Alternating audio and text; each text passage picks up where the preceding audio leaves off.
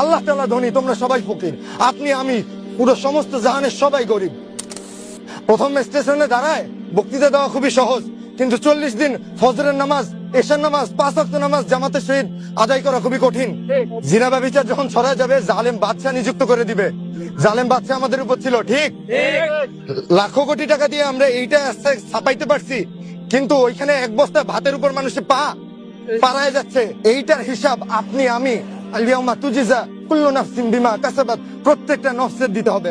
লা যুলমাল ইয়াউম, কারো উপর কোনো জুলুম করা হবে না। ঠিক 14 বছর আগে কেউ জানতেন আব্দুল মালিক সাহেব দামাত বরকাতুহুম আলিয়া বাইতুল মুকাররমের ইমাম হবে? 5টা জিনিস কেউ কখনো জানে না, সেই 5টা জিনিসের কথা কোরআনে দেওয়া আছে। ইন্নাল্লাহা ইনদাহু ইলমুস সাআহ, নিশ্চয়ই আল্লাহ ব্যতীত আর কেউ জানে না গায়বের কথা। ওয়া ইউনাজ্জিলুল গায়ব, বৃষ্টি কয় ফোঁটা পড়বে, কখন পড়বে, আল্লাহ ব্যতীত কেউ জানে না।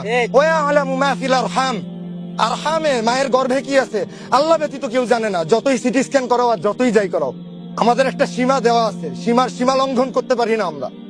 জনগণের সার্বভৌমত্বকে মানি না। অধিকার আল্লাহ তাআলার, ক্ষমতা আল্লাহ তাআলার।